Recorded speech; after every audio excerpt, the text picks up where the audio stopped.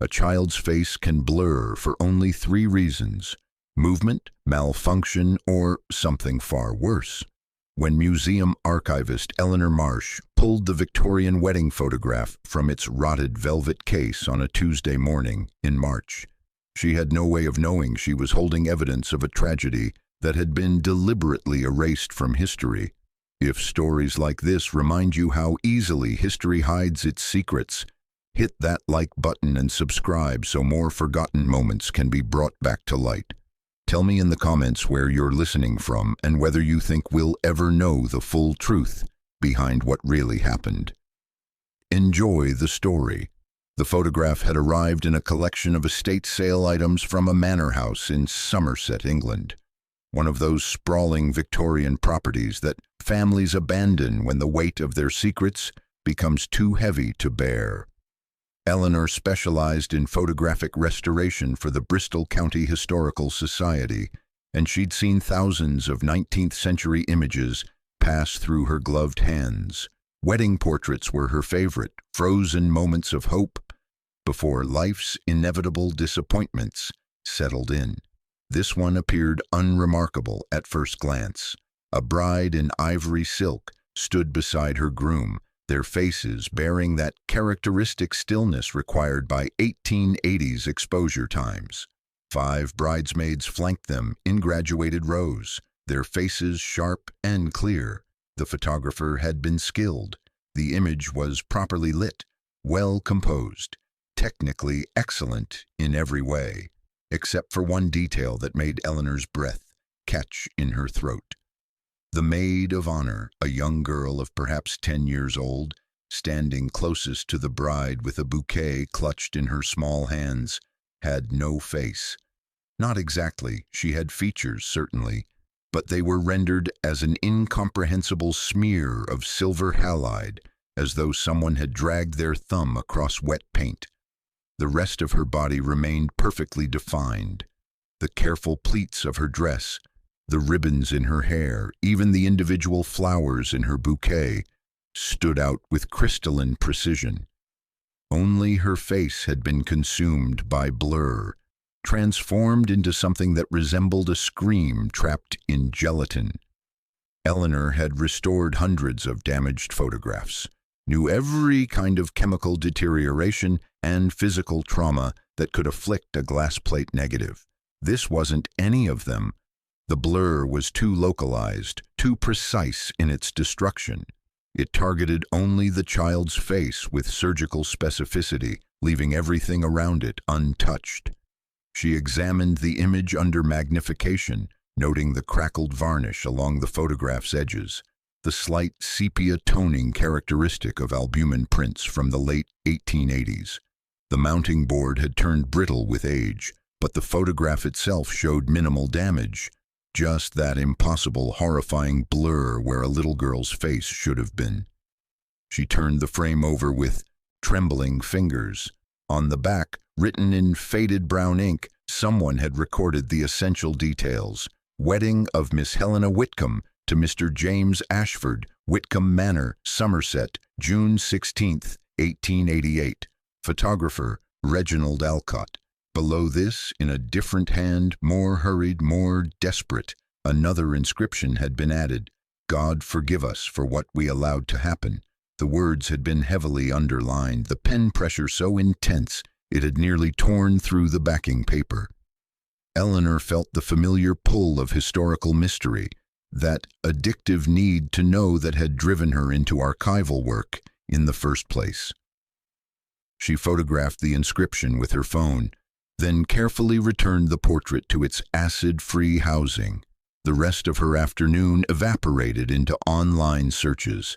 Census records for Somerset, 1888, pulled up the Whitcombe family easily enough. They'd been prominent landowners, wealthy enough to merit multiple mentions in county records. Helena Whitcombe had married James Ashford that June, exactly as the photograph indicated. The bride had gone on to live a long, apparently unremarkable life, dying in 1932. But the Maid of Honor, identified in the wedding announcement as Helena's younger sister, Clara Whitcombe, age 10, appeared in no records after June of 1888. No marriage, no death certificate, no emigration papers, nothing. It was as though the little girl had been carefully erased from history, starting the moment that photograph was taken. Eleanor spent the next 3 days buried in archives. The Whitcombe family papers had been donated to the county library decades earlier, and she requested every box they had. Most contained the usual detritus of Victorian wealth, account ledgers, property deeds, social correspondence filled with gossip and complaints about the weather. But in the third box, nestled between invitations to garden parties and thank-you notes for christening gifts, she found a letter that made her skin prickle with cold. It was dated August 1888, 2 months after the wedding, written by Helena Ashford, née Whitcombe, to her cousin in London. The handwriting was nearly illegible, as though the author's hand had been shaking. "Dearest Margaret," it began, "I can no longer keep silent about what happened to Clara. Mother and father forbid any mention of her name in the house, but the silence is destroying what remains of our family. The photograph haunts me. I see it even when my eyes are closed. That terrible blurring where her sweet face should be. Mr. Alcott swears he did nothing wrong, but how can we believe him? We commissioned a wedding portrait, and he delivered a curse. Father has locked the photograph away, and we have agreed never to speak of it again. But Margaret, I fear we are not burying the photograph. We are burying Clara herself, and with her, the truth of what really happened that day." The letter ended there with no explanation of what really happened. Eleanor read it 3 times, her mind racing through possibilities. Had the child died, been sent away? The tone suggested something far worse than a simple tragedy, something the family felt complicit in.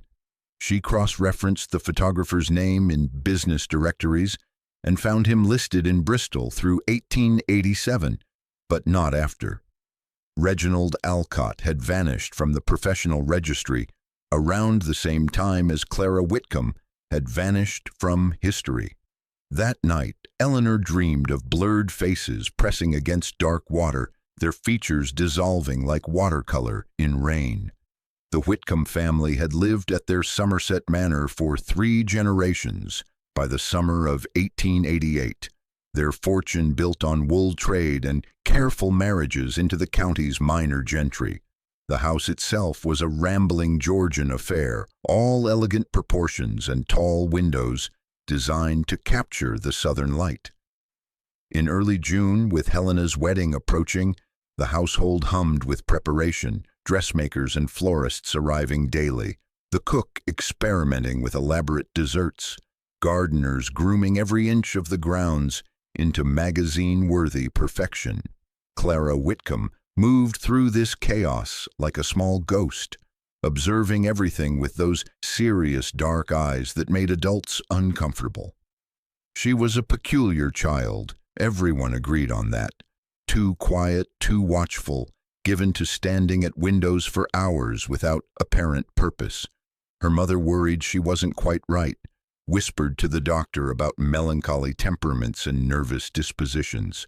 But Helena adored her little sister, included her in every aspect of the wedding planning, made her feel precious and necessary, rather than strange. The photographer arrived on a Tuesday, 5 days before the wedding. Reginald Alcott was a man of about 40, thin and intense, with the kind of restless energy that suggested he slept poorly and thought too much. He'd been recommended by a friend in Bristol, someone who'd raved about his innovative techniques and artistic eye.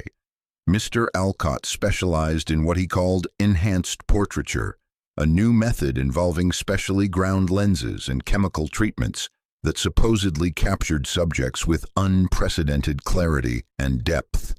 He spoke passionately about his work, explaining to Mrs. Whitcombe how traditional photography could only record surfaces, while his techniques reached deeper, capturing something essential about a person's spirit. Mrs. Whitcombe, who understood nothing of photography beyond standing still when told, nodded politely and showed him to his darkroom, a converted pantry off the main kitchen where he could prepare his plates and develop his images in privacy. The servants whispered about the strange smells emanating from behind that locked door, the acrid chemical stenches that made their eyes water. Mr. Alcott worked alone, refusing all assistance, emerging only for meals with silver stains on his fingers and a distracted, distant expression. Clara encountered him on the third day, while exploring the corridors in that aimless way children have when adults are too busy to notice them. He was setting up equipment in the drawing room, adjusting an enormous camera mounted on a wooden tripod.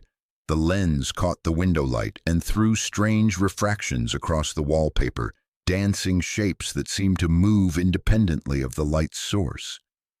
"Do you believe in spirits, Miss Clara?" he asked without looking up from his work.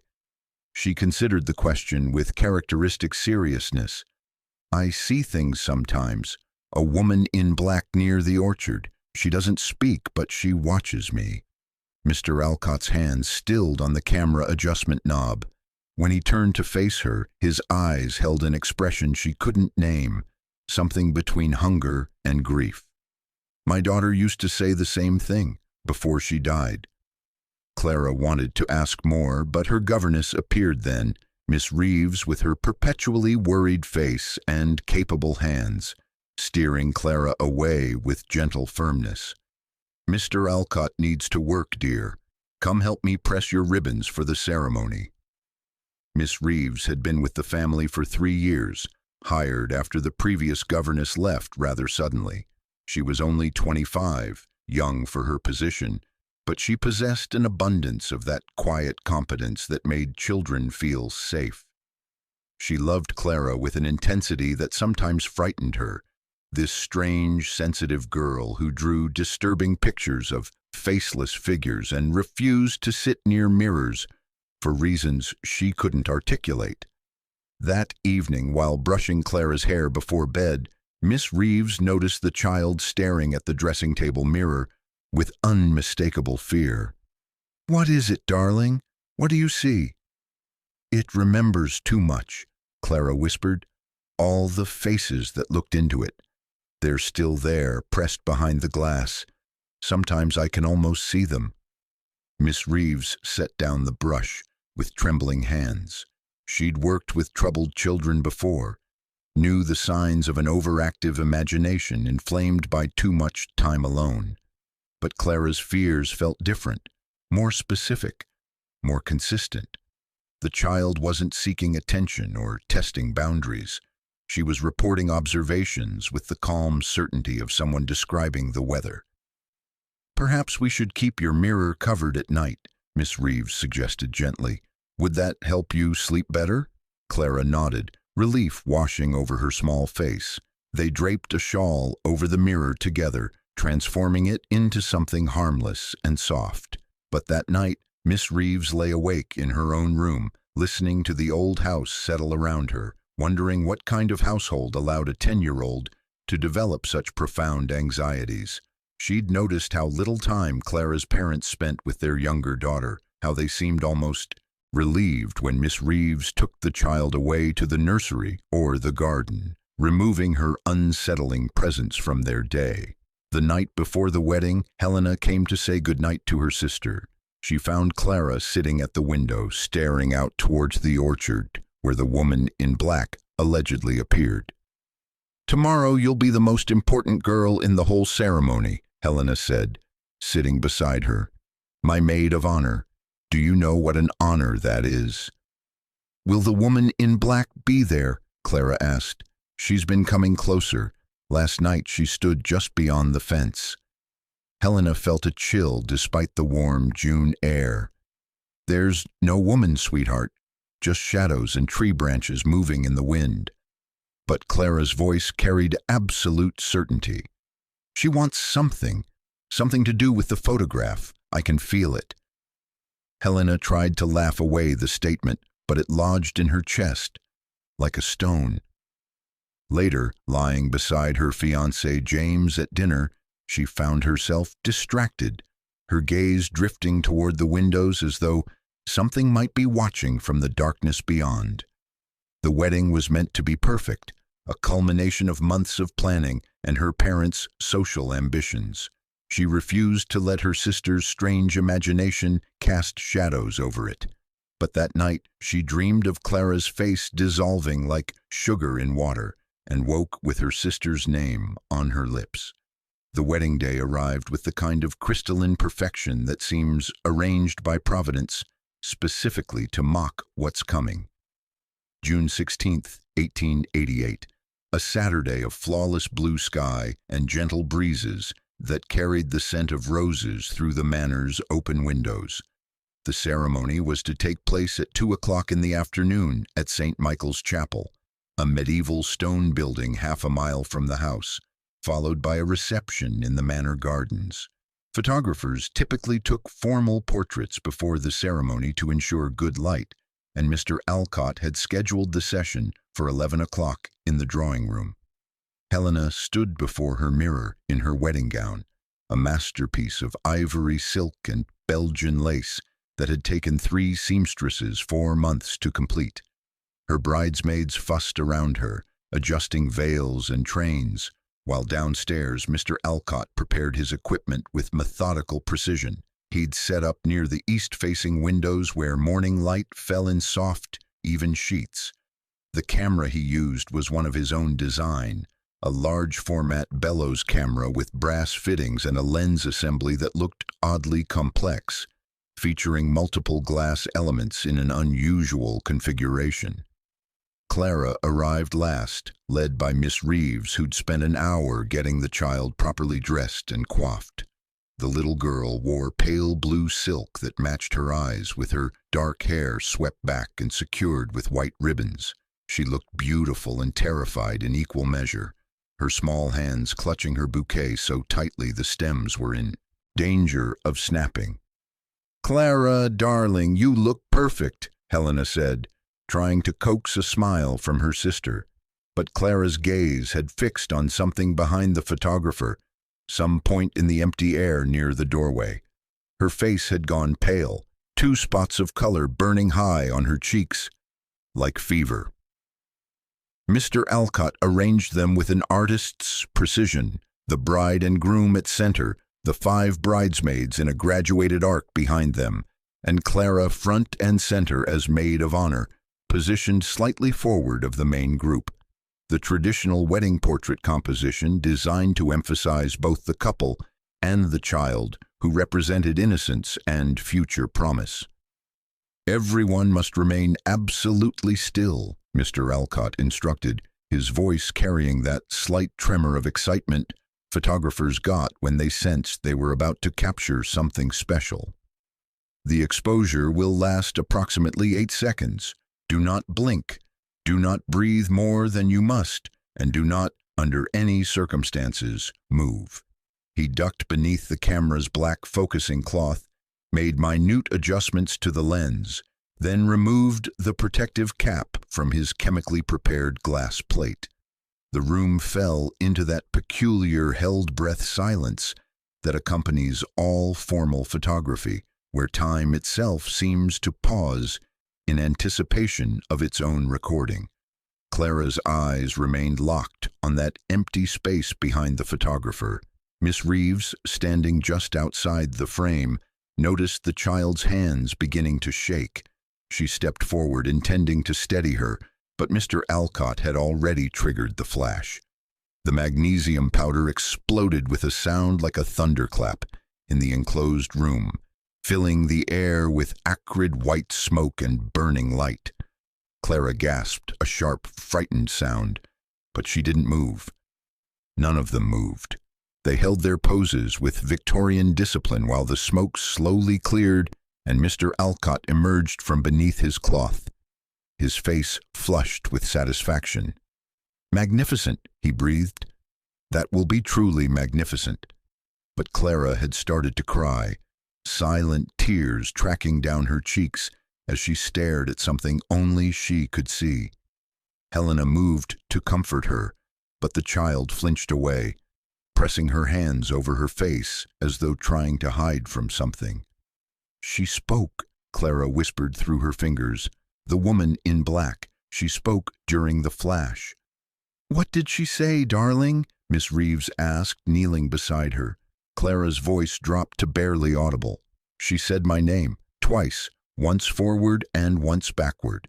The bridesmaids exchanged uncomfortable glances. Mrs. Whitcombe, who'd been watching from the doorway, made a sharp gesture toward Miss Reeves. "Take her away, get her calm, don't let her ruin the ceremony." But Helena knelt beside her sister, ignoring the risk to her elaborate gown. "Clara, there's no one there. You're just nervous. The flash startled you." "She's angry," Clara said, still crying. "She's angry about the lens, about what it does, what it takes." Mr. Alcott had gone very still, his face draining of color. He stared at Clara with an expression that Miss Reeves would later describe in her diary as naked horror, as though the child had spoken a secret he'd tried desperately to bury. The ceremony proceeded as planned. Clara participated with glassy-eyed docility, performing her duties with mechanical precision while appearing to be somewhere else entirely. Guests later remarked on how ethereal she looked, how otherworldly, not understanding they were witnessing a child in profound shock. The reception lasted until twilight, champagne flowing and violins playing, everyone celebrating the perfect union while Clara sat alone beneath an oak tree, staring at her hands as though they belonged to someone else. That evening, while servants cleaned up scattered rose petals and forgotten champagne glasses, Mr. Alcott locked himself in his makeshift darkroom to develop the glass plate negative. The process took hours, careful immersion in developing chemicals, stopping the process at precisely the right moment, fixing the image permanently. He worked by the light of a single red lantern, watching as ghostly figures emerged from the blank glass, like spirits materializing from fog. His gasp of horror brought two kitchen maids running. They found him standing before his developing tank, his silver-stained hands pressed against his mouth, staring at the glass plate with unmistakable terror. The image showed the wedding party exactly as arranged, every figure perfectly rendered except one. Where Clara's face should have appeared, there was only an incomprehensible blur, a smear of tonality that seemed to writhe and shift, even in the static medium of photography. It wasn't out of focus, it wasn't underexposed. It was something else entirely, something that looked like her features were being actively erased even as the chemicals tried to fix them. Mr. Alcott made the maids swear to say nothing. Then he printed the image, mounted it in an expensive frame, and delivered it to the Whitcombe family the next morning with hands that wouldn't stop shaking. When Helena saw the photograph, she began to scream. The Whitcombe family's reaction to the photograph was swift and absolute. Mr. Whitcombe summoned Alcott to the library and accused him of deliberate sabotage, of employing some trick or technique to mar the image and shame the family. The photographer's protests that the exposure had been perfect, that he'd done nothing wrong, that the plate had been fresh and properly prepared, none of it mattered. He was ordered to leave the property immediately and never return. His promised payment was withheld. His name would be blacklisted among every family of standing in the county. Alcott left, but not before Miss Reeves intercepted him in the drive. "What did you do?" she demanded. "What kind of lens were you using?" His face crumbled. "I was trying to see her again. My daughter. She died 3 years ago, and I thought—" He stopped, gathering himself with visible effort. "The lens uses principles of doubled refraction. It's supposed to capture deeper truths, things the eye alone cannot see. I thought if I photographed enough people, eventually I'd see her again, some trace of her spirit in the world. But something went wrong with that little girl. The lens took instead of gave. I never meant, God help me, I never meant for anything like this." Before Miss Reeves could respond, he climbed into his carriage and departed, leaving only those words and the terrible photograph behind. Helena refused to look at the image again.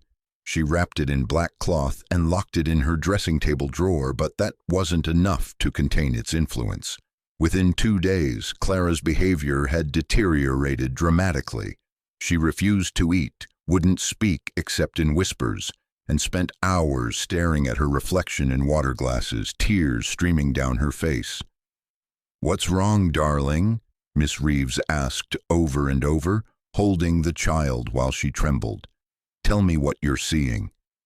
"Someone wants her face back," Clara finally whispered. "The woman in black.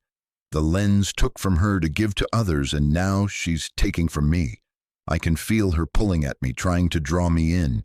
She's so angry, so lonely.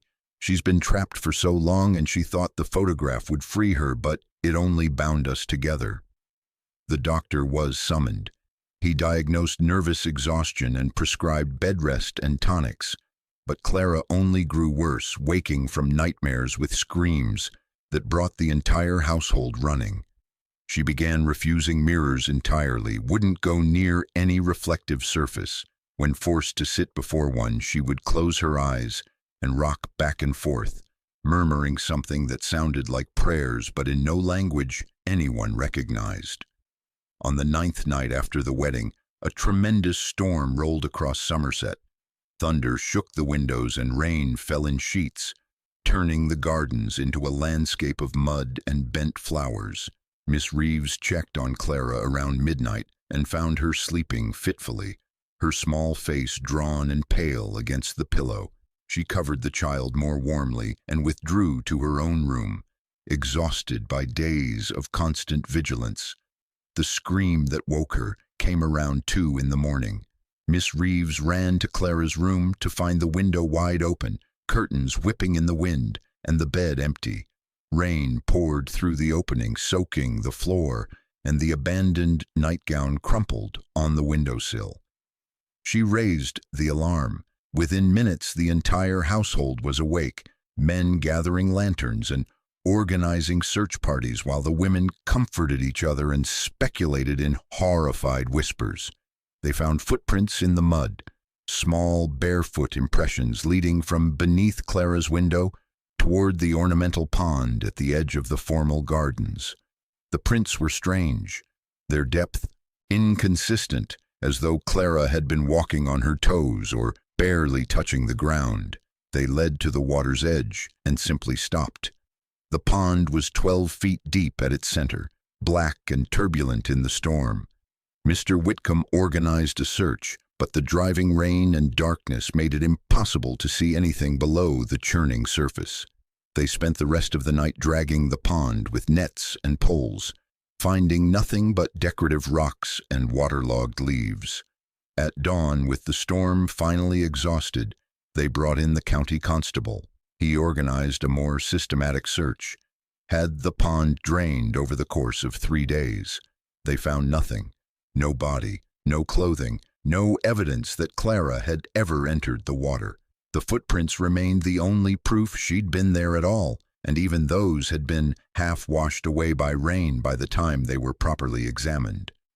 Miss Reeves stood at the pond's muddy edge, while workers pumped out the remaining water, staring at the exposed bottom with growing despair. She couldn't escape the memory of Helena's letter, the description of Clara's reflection in the water, smiling when she was not. Had the child seen something in that pond, something that called to her with a voice only she could hear? The constable questioned everyone, the governess who'd been asleep in her own room, the parents similarly occupied, the servants, most of whom had been in their quarters or the kitchen. No one had seen anything. No one had heard Clara leave her room or open the window. She had simply vanished between midnight and 2 in the morning, drawn away by forces no one could explain. Alcott was located in Bristol and brought in for questioning. He admitted his experimental lens work, explained his theory about doubled refraction and spiritual photography, but insisted he'd done nothing to harm the child. The constable, A practical man with no patience for photographic theory or ghost stories found no basis for charges. Alcott was released, but his reputation was destroyed. Within a month, he'd left Bristol, his whereabouts unknown.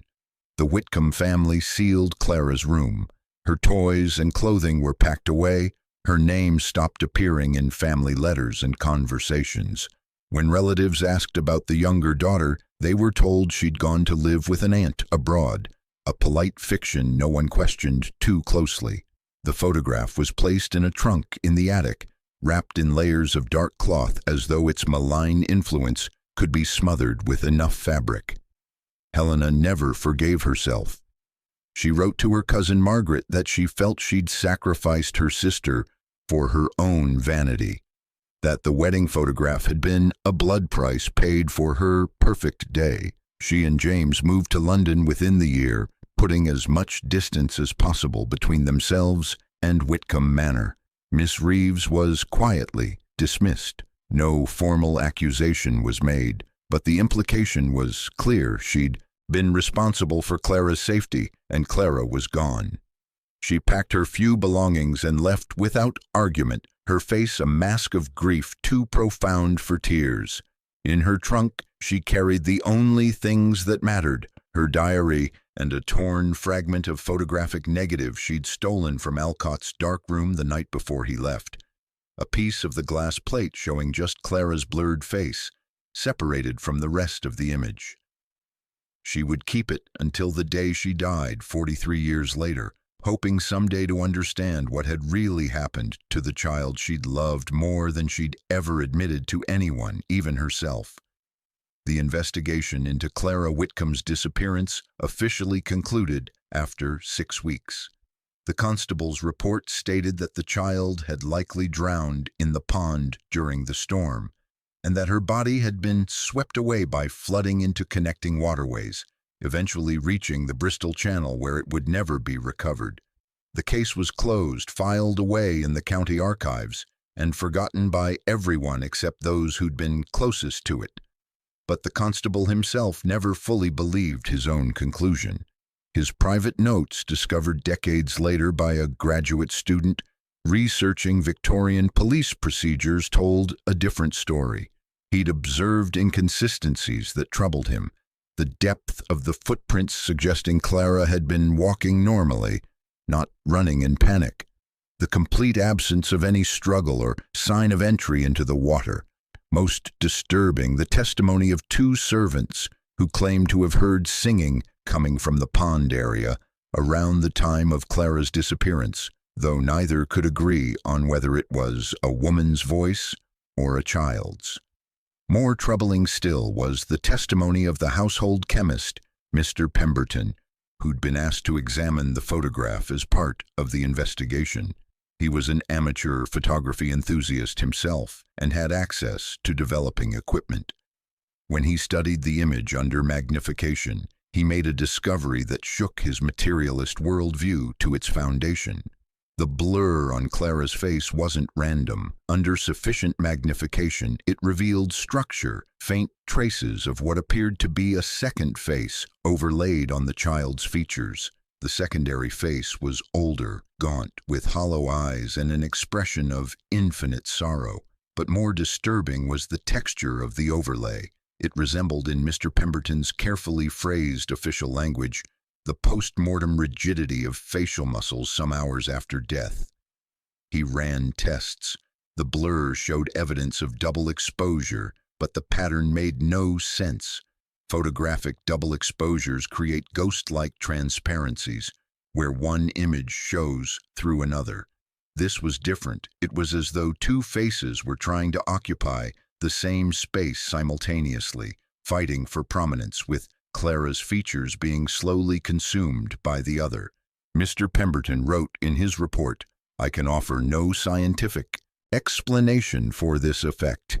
If I were a man of superstitious inclination, I would suggest the photographer's experimental lens somehow captured both the living subject and something else, perhaps the deceased individual whose photographic plate was allegedly reused." but such a conclusion would require accepting premises no rational man can entertain.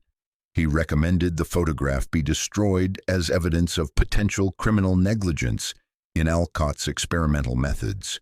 Instead, the Whitcombe family kept it, locked it away, made it a shameful secret to be buried with all their other unspoken sorrows.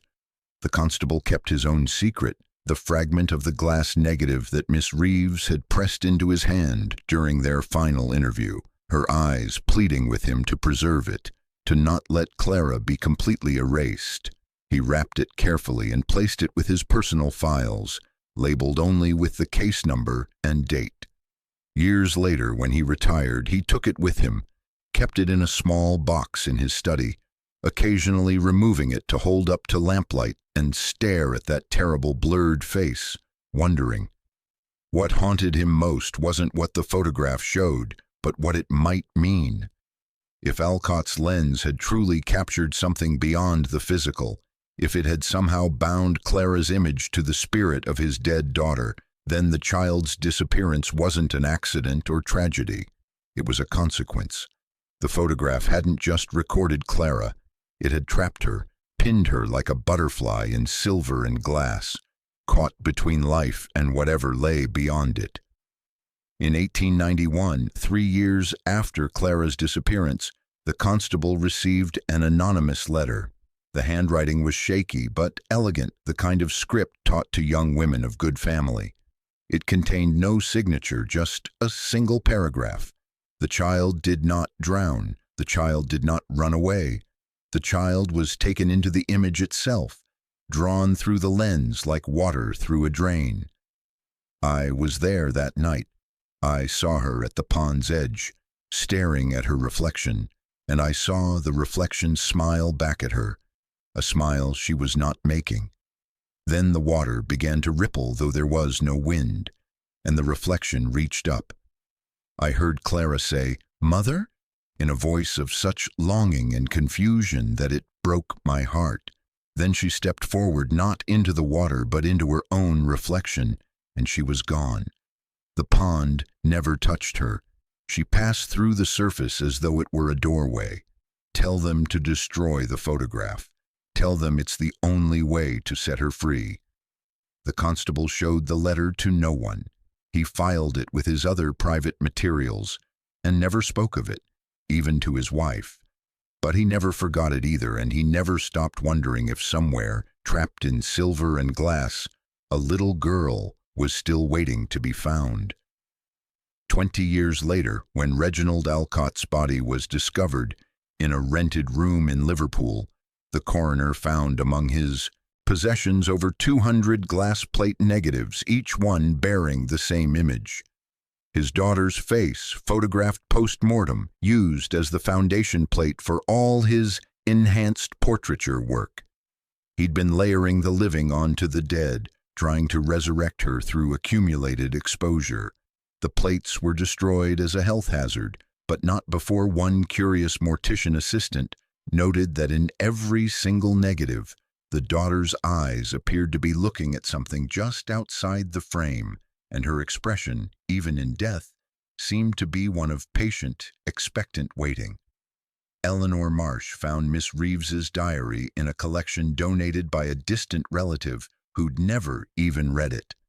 The leather-bound journal had survived in remarkable condition, its pages filled with small, precise handwriting that spoke of a woman who wrote to maintain her sanity, who used words as a barrier against a grief too overwhelming to face directly.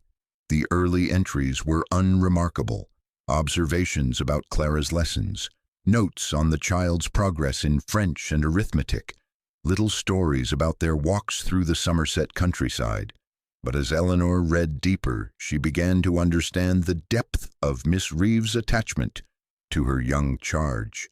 This wasn't the professional concern of an employee. This was love, fierce, protective, and entirely inappropriate by Victorian standards for a governess to feel toward her student.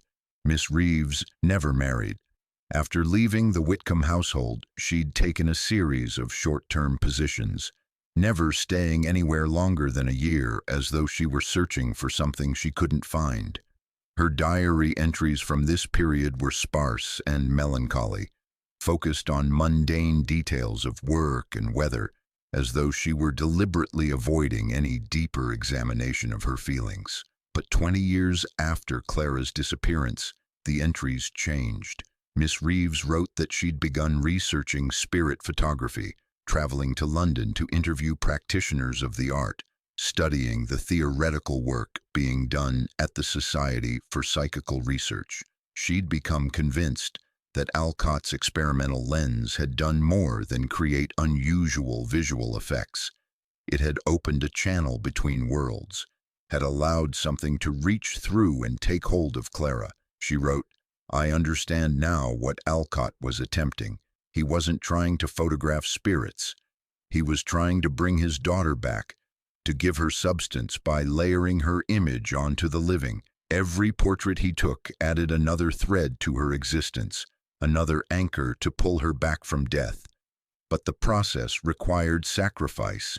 Each living subject gave up a piece of themselves, their life force drawn through the lens to feed the spirit trapped in the reused plate.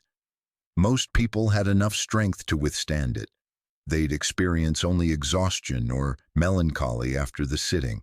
But Clara was sensitive, open, already half-seeing into realms others couldn't perceive. When the flash went off, she didn't just give a piece of herself. She was pulled completely through, drawn into the image, to replace the life force that Alcott's daughter had lost. Eleanor read this passage 3 times, her hands trembling. It was impossible, completely impossible, and yet it explained everything: the localized blur, Clara's fear of mirrors and reflections, her insistence that someone wanted their face back. The child had understood what was happening, even as it occurred, had felt herself being erased and replaced by something else. The diary's later entries detailed Miss Reeves's attempts to locate the original photograph. She'd written to Helena Ashford multiple times, begging for access to it, explaining her theory about how Clara might still be present within the image, waiting to be freed. Helena's responses, tucked between the diary pages, were brief and pained. "Please stop. The photograph is destroyed. My sister is gone. Your letters reopen wounds I have spent decades trying to heal." But Miss Reeves didn't believe the photograph had been destroyed. She suspected the family had hidden it, buried it with their shame and guilt, too frightened of its implications to actually eliminate it. She devoted her final years to tracking down anyone connected to the Whitcombe household, interviewing former servants and family friends, piecing together rumors about what had been packed away when the family left Somerset for good. Her last entry, dated December 1931, just 3 months before her death, revealed that she'd finally located the photograph. A house clearance company had acquired the contents of Whitcombe Manor's attic after the family estate was sold. The photograph had been part of a lot purchased by a collector in Bristol who specialized in Victorian memorabilia. "I went to see it today," Miss Reeves wrote. "After 43 years, I looked again upon Clara's face, or rather the terrible absence where her face should be. But I made a discovery that changes everything. I examined it under strong light, and I saw her, not just the blur, but actually her. If you look at the photograph from a very specific angle with bright light behind it, you can see through the blur to what lies beneath, or perhaps beyond. It's Clara's face, perfectly preserved, but it's overlaid with another face, older and more sorrowful. They're both trapped there, locked together in silver and glass, neither able to exist independently. Clara didn't die.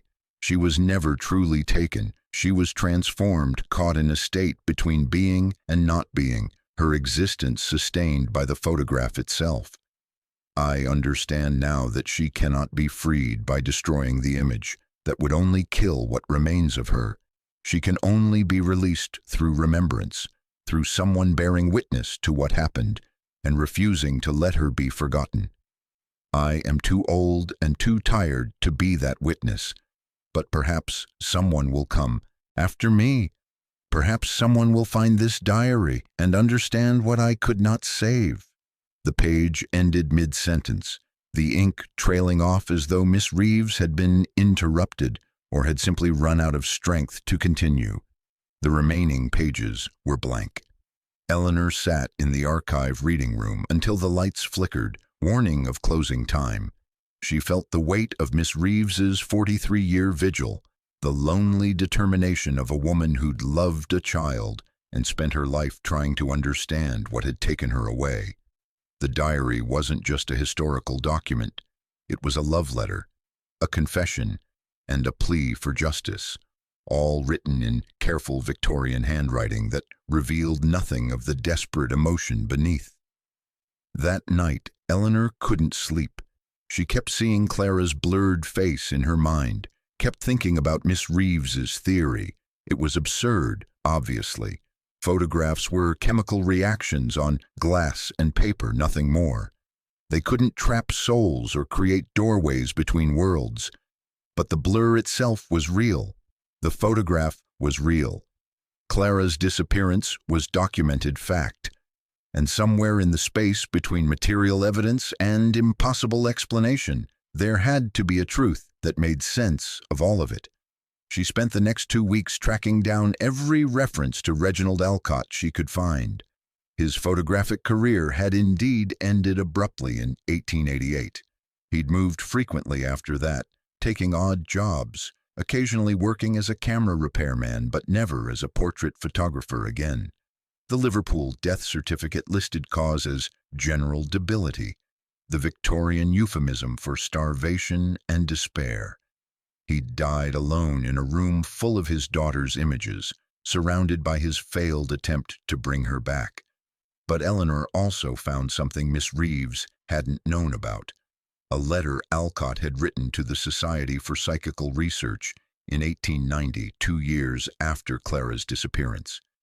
In it, he confessed everything: his daughter's death from scarlet fever, his grief-driven experiments with layered exposures, his belief that he could rebuild her existence through accumulated photographic iterations. He described the lens he'd designed, its multiple glass elements ground to specific curvatures that supposedly allowed light to bend through dimensional boundaries. He explained how he'd reused his daughter's post-mortem negative as the base layer for all his portrait work, hoping each new exposure would add vitality to her captured image. And then he described what had happened at the Whitcombe wedding. I saw it occur during the flash. The child, Clara, she possessed a natural sensitivity, what some might call mediumistic talent. When the light activated my lens, it created a temporary channel between the photographic plane and the living world. My daughter's spirit, trapped in the base negative, reached through that channel toward the living energy she sensed. But instead of my daughter emerging into life, the child was drawn into the photograph. I saw it happen in the fraction of a second. The shutter was opened, saw her face begin to blur even before the exposure completed, as though she were being pulled into the glass itself. I should have stopped it. I should have destroyed the plate immediately. But I was a coward. I developed it anyway, delivered it to the family, and ran rather than face what I'd done. That child's blood is on my hands as surely as if I'd drowned her myself. I am writing this confession in hopes that someone with greater knowledge than I possess might find a way to reverse the process, to free her from the prison I created. The Society's records showed they'd investigated Alcott's claims and concluded he was mentally unstable, his confession the product of grief and guilt rather than genuine supernatural occurrence. They filed his letter away and forgot about it, just another Victorian eccentric who'd mistaken trauma for transcendence. But Eleanor believed him, not because she accepted his explanation about dimensional channels and spiritual imprisonment. She was a scientist. too rational to embrace such possibilities without hesitation. She believed him because everything he described matched the physical evidence: the localized blur, Clara's terror of reflections, her claims about someone wanting their face back, even the strange detail about hearing her name spoken twice. If you believed the photograph could trap consciousness, then Clara hearing her name forward and backward made perfect sense. She was hearing from both sides of the channel, from the living world and the trapped realm simultaneously. Eleanor requested access to the photograph again, this time bringing specialized equipment, a light table, magnifying lenses, and a digital camera capable of extreme close-up work. She spent an entire day examining every millimeter of that blurred face, photographing it from multiple angles under different lighting conditions. And she found what Miss Reeves had described. At a precise angle with bright LED light behind the photograph and the right magnification, the blur resolved. Not completely, but enough. Eleanor could see Clara's actual features frozen in an expression of confusion and fear, and overlaid on them, like a transparency held against glass, another face, older, hollow-cheeked, with deep-set eyes that stared out with infinite sadness. The two faces occupied the same space, their features intermingling in ways that hurt to look at, that made Eleanor's eyes water and her head ache. But there was something else, something Miss Reeves might have missed because she was looking through tears, through the distortion of her own grief. In the background of the photograph, barely visible in the shadows behind Alcott's camera position, Eleanor detected a faint figure. She enhanced it digitally, pushed the contrast and sharpness to their limits, and felt her breath catch. It was a woman in Victorian dress, her features indistinct but her posture unmistakable. She was reaching toward Clara, her hand extended as though beckoning, and on her face, just barely visible, was an expression Eleanor recognized from other photographs she'd restored over the years. It was the expression of post-mortem photography, the careful arrangement of features that morticians used to make the dead appear peacefully asleep. The woman in black hadn't been a ghost or a spirit. She'd been Alcott's daughter, her image somehow projected through the complex lens during the exposure, reaching across whatever boundary separated the photographic realm from the living world, trying to pull Clara through to join her in that prison of silver and glass. Eleanor sat back from her equipment, her mind reeling. If this was true, if Clara really had been drawn into the photograph, then every copy made, every reproduction, every time the image was displayed or scanned or enhanced, was an act of continued imprisonment.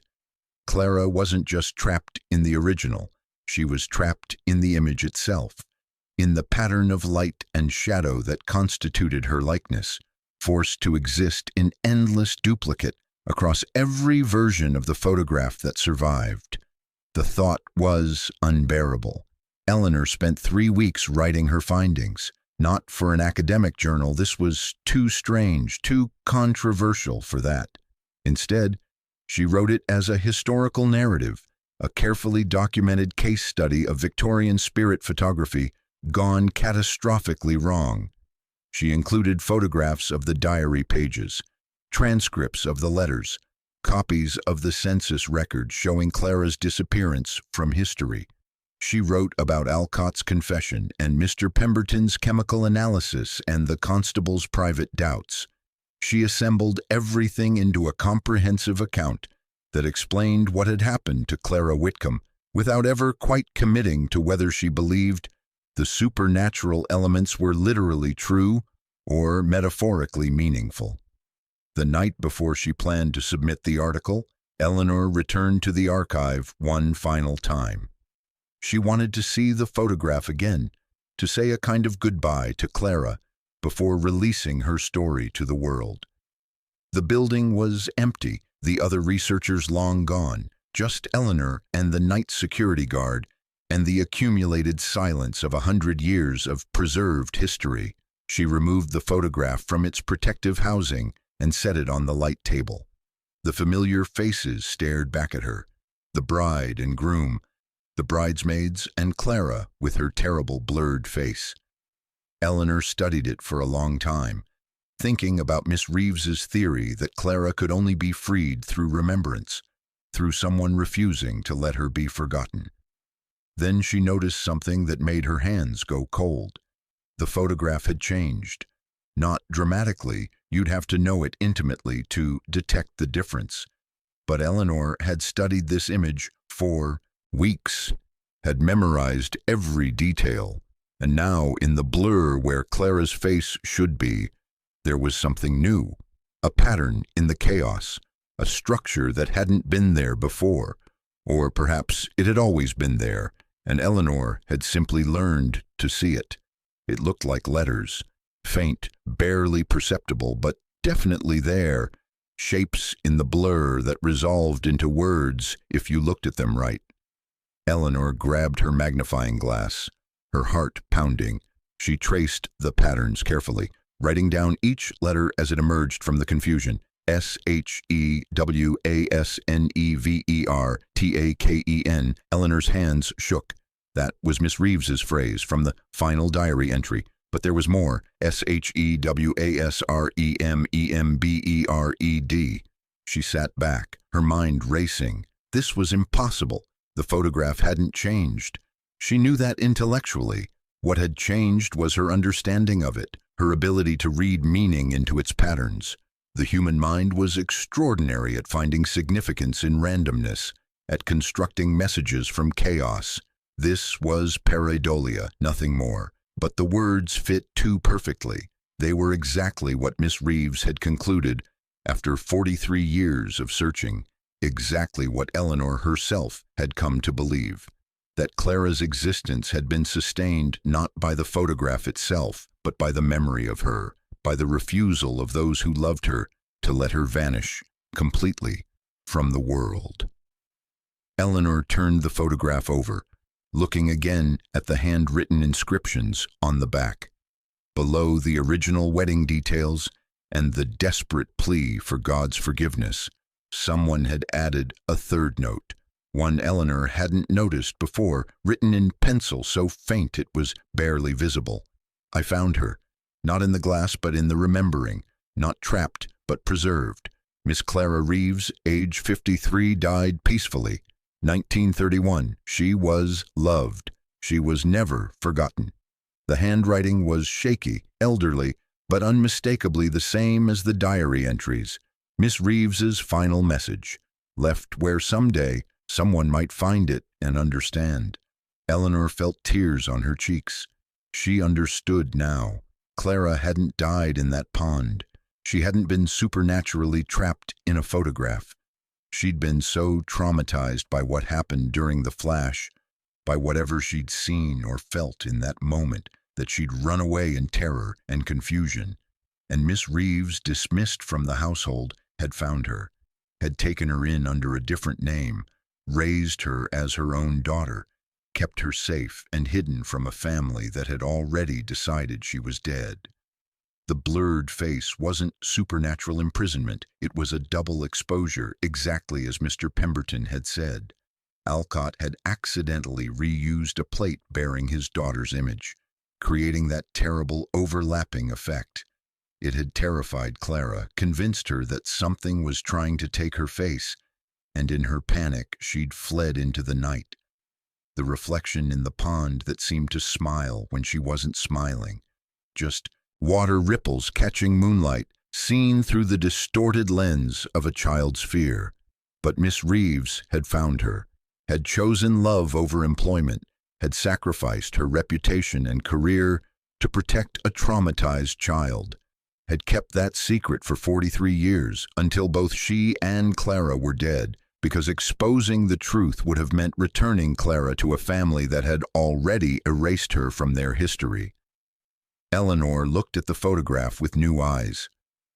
The blur wasn't a prison. It was a protection, a deliberate obscuring of features that kept Clara hidden even in the family's official record. Perhaps Miss Reeves had even altered the negative somehow, ensuring that even if the photograph survived, Clara's face would remain unrecognizable. The woman had loved Clara enough to make her invisible, and in doing so, she'd created a mystery that would preserve both their names far longer than any conventional remembrance could have done. Eleanor carefully returned the photograph to its housing. She wouldn't publish her article after all, not the version she'd written, full of speculation about spirit photography and supernatural imprisonment. Instead, she'd write the truth, that Clara Whitcombe had survived, had lived to be 53 years old, had been loved and protected by someone who chose her over career and reputation and social standing, that the real mystery wasn't supernatural but beautifully, heartbreakingly human. She would tell the story of two women, a frightened child and her devoted governess, who'd found each other in the aftermath of trauma and built a life together in defiant secrecy. She would explain how the photograph became both a concealment and a preservation, hiding Clara from her family while ensuring she'd never be completely forgotten. As Eleanor turned off the light table and prepared to leave, she looked one more time at that blurred face, and whether it was trick of fading light or the power of her own hopeful imagination, she could have sworn she saw something in the chaos, not Clara's features exactly, but an impression of peace, of rest, of someone who'd been found after being lost and had finally been allowed to become whoever she chose to be. The photograph would remain in the archive. Researchers would study it for years to come, debating photographic techniques and chemical failures and the nature of Victorian spirit photography. They would write papers about double exposures and light refraction and the psychology of grief-driven experimentation.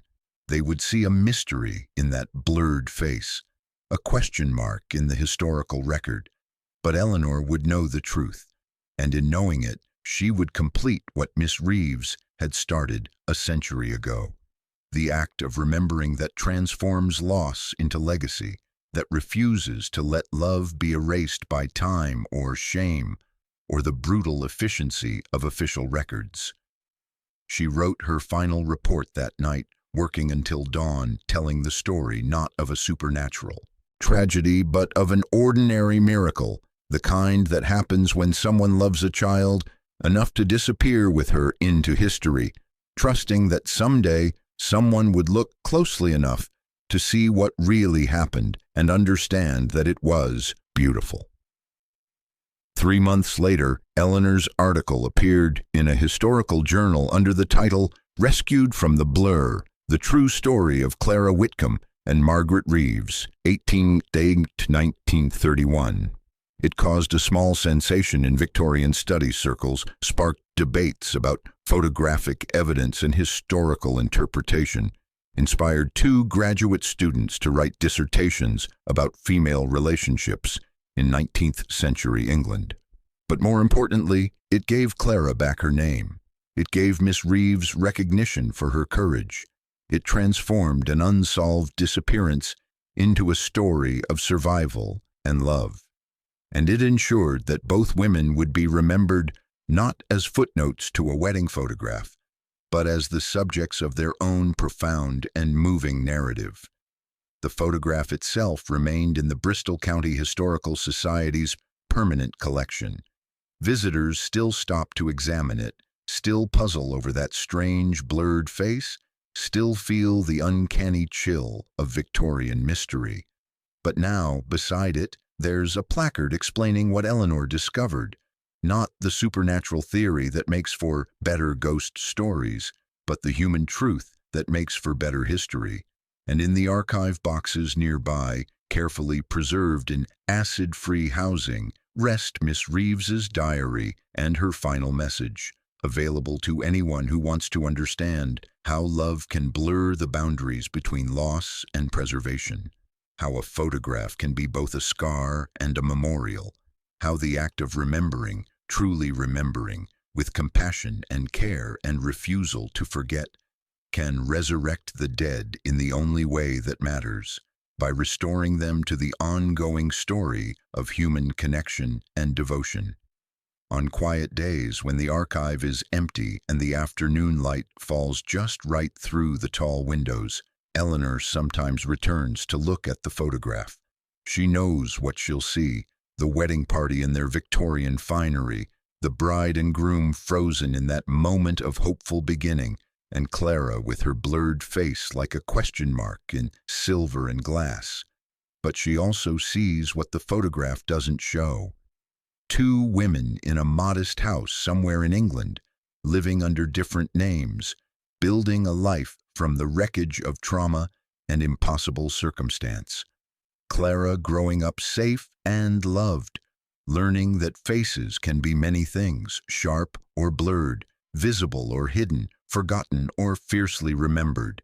Miss Reeves growing old in the company of the child she'd chosen to save, knowing she'd sacrificed everything conventional society valued and gained something far more precious in return.